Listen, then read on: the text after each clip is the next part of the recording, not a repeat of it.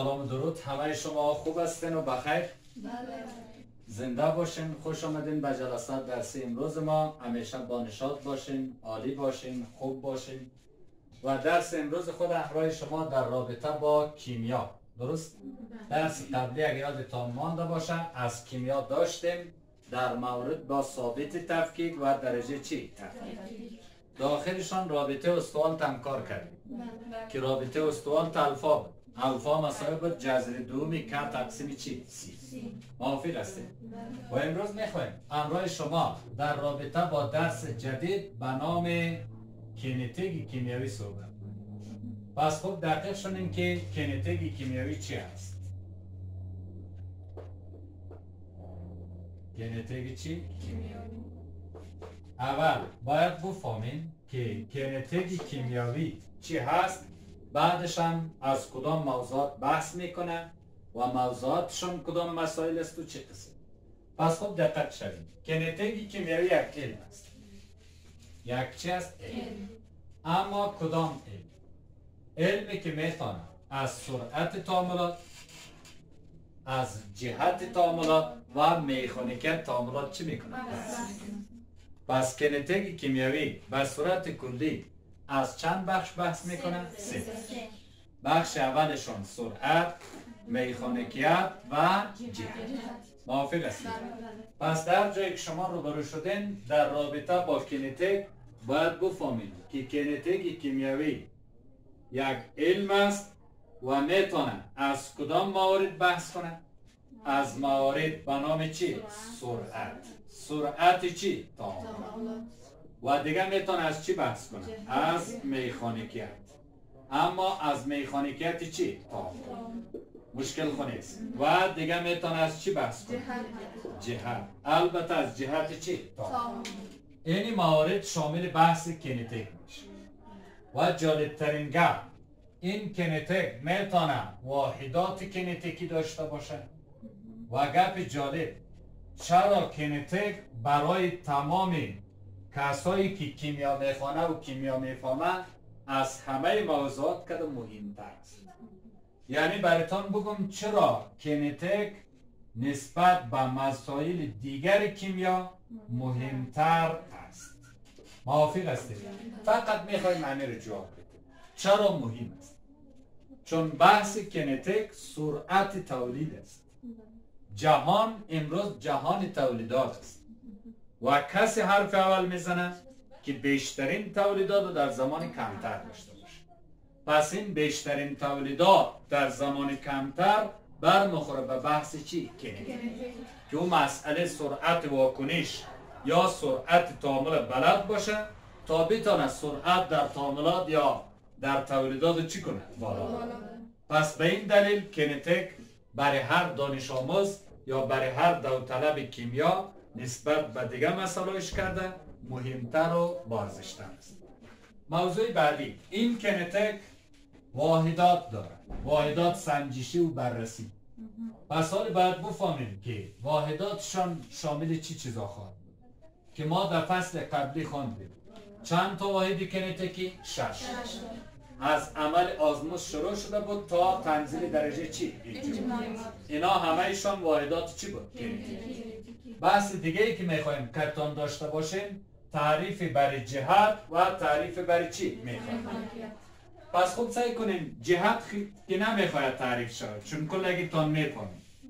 در یک تعامل یا جهت سمت چپ یا جهت سمت چی؟ و موضوع جهت توسط قوانین ترمودینامیک به نام انتالپی و به نام انتروپی تعیین میشه. اینا مسائل هست که ما میتونیم توسطشون جهت یک تعامل چی کنیم؟ تعیین. و فاکتور سومیشان هم انرژی گیبس یا پتانسیل ایزوترم ایزوبار که توسط هر سه بحث ما میتونیم جهت تعاملات را تعیین کنیم که از کدام سمت به کدام سمت است. ولی بحث فعلا بحث مکتب نیست. ما فقط فعلا در تعاملات که در مکتب کار میکنیم معمول جهت دیگه تعیین شدگی است که از سمت مواد تعامل کننده به سمت چی؟ محصول. حالا که چگونگی و واقعیت جهت بررسی کنیم این موضوعات میشه که شامل مکتب نیست. بحث دیگه ای که ما و شما روش باید آگاهی داشته باشیم مکانیکیت تعامل است. مکانیکیت تعامل یعنی چی؟ یعنی مراحل انجام یک تعامل. یعنی این که یک تعامل کیمیایی با کدام مرحله ها با چگونه مرحله ها انجام میشه. پس این بحث در کیمیا میگیم چی؟ مکانیکیت. هدف از مکانیکیت تعامل یعنی مراحل انجام تعامل. امکانش است یک تعامل در یک مرحله، امکانش است در دو و یا امکانش است در چندین مرحله. موافق هستید چی میگیم؟ پس یادتان همیشه باشه تعاملات بر حسب مکانیکیت اگر بحث شد باید کلگیتان بپذیریم که هدف از مکانیکیت همون مراحل یا چگونگی انجام یک تعامل است. بحث اصلی که در این صنف ما باید رویش حرف بزنیم در مورد چی است؟ سرعت تعامل. پس خیلی دقیق شویم سرعت تعامل چیست؟ سرعت تعامل دو تا تعریف برش میکنیم. یک تعریف متنی و یک تعریف دیگه هم به شکل چی؟ ریاضی.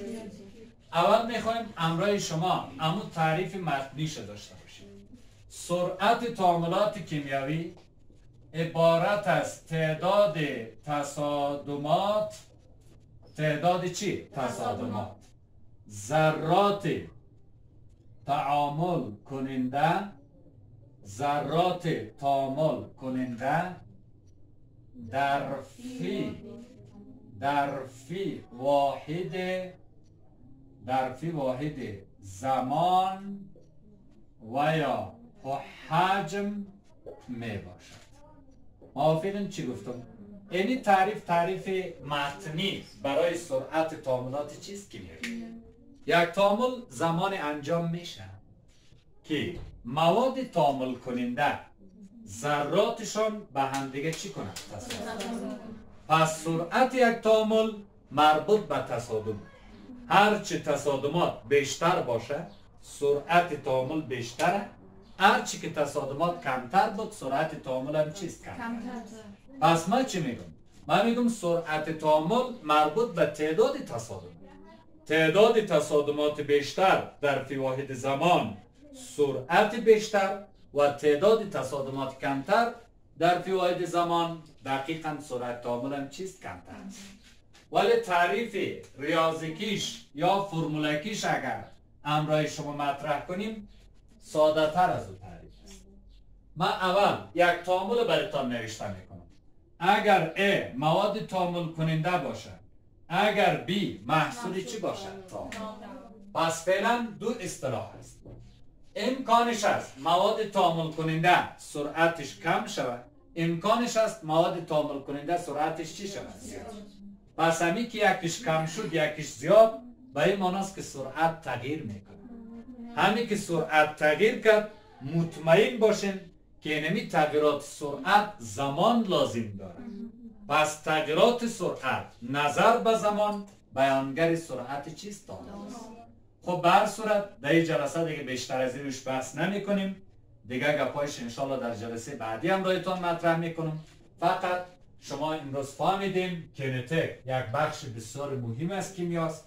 واحدات کینتیکیش هم قبلا بررسی کردیم و کینتیک شامل سرعت، مکانیکیت و چی میشه؟ جهت که اینا را هر کدامش تعریف کردیم. انشالله از حضورتان، از توجهتان یک جهان سپاس. تا دیدار بعدی خداوند همراه شما باشد. موفق.